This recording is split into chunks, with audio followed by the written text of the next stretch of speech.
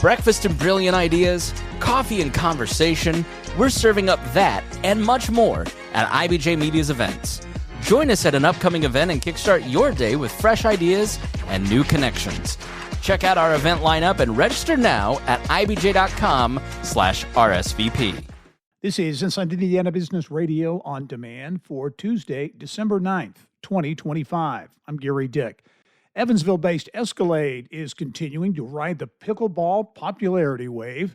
Escalade acquired the Onix brand in 2005, which includes a full line of pickleball products, including paddles, balls, and accessories.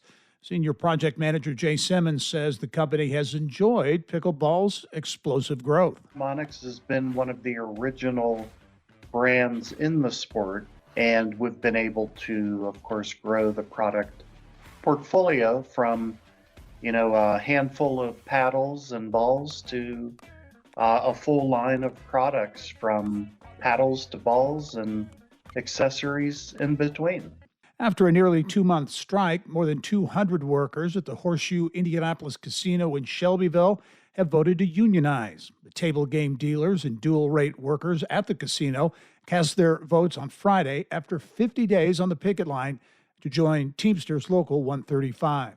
The Greater Columbus Economic Development Corporation has selected Phil Wagner to serve as its next president. Wagner, who will begin his new role in January, currently serves as president of the Rockwall Economic Development Corporation in Rockwall, Texas. From the state's #1 source for Indiana business news, you're listening to Inside Indiana Business Radio.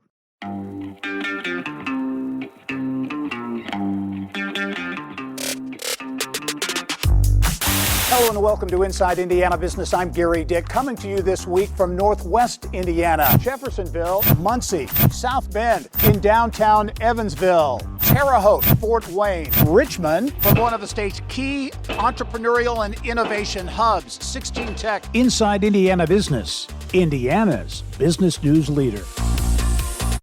At a time of rising costs and uncertain federal funding, more nonprofit organizations have either merged or are considering a merger to expand services and efficiencies. A survey conducted by Deloitte shows just how much the merger and acquisition landscape has shifted among nonprofits in just the past 2 years. When about 100 nonprofits were quizzed in July 2023, only 17% of board members reported having firsthand merger experience, and more than 75% said they had never even considered one. By July 2025, fewer than 20% of surveyed respondents reported deal-making experience, but a whopping 75% said they had actively considered a merger. In the Hoosier State, Goodwill of Central and Southern Indiana has been one of the nonprofits with the most M&A activity in recent years, including 2 major deals announced in 2025, such as the acquisition of Goodwill Industries of Central Illinois.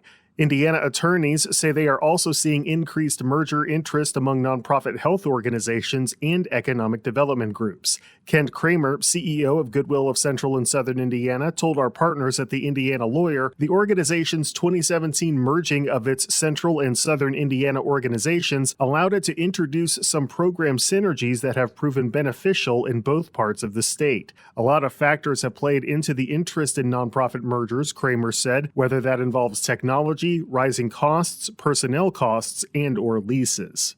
Alex Brown, Inside Indiana Business Radio. Stakeholders behind the Poka-Bache Connector Trail in northeast Indiana say additional funding is needed to complete the 82-mile pathway connecting Pokagon State Park in Steuben County to Wabache State Park in Wells County. Nearly 40 miles of the trail are now complete. Organizers say the Poka-Bache Connector Trail will be one of the longest in the state and help boost tourism, economic development, and recreational opportunities. This is Gary Dick for Inside Indiana Business Radio on demand. What happens when a basketball superstar changes the course of an entire city? I'm Mickey Shuey, and in Beyond Clarkonomics, we tell the story of how Caitlin Clark's arrival to the Indiana Fever sparked more than just sold-out arenas. It's rewriting Indianapolis's long-term strategy for sports, downtown growth, and women's leadership. Listen at ibjpodcast.com or on your favorite podcast app. On the go, So are we. Get the IBJ Media app, your all-in-one news source for Indiana business news.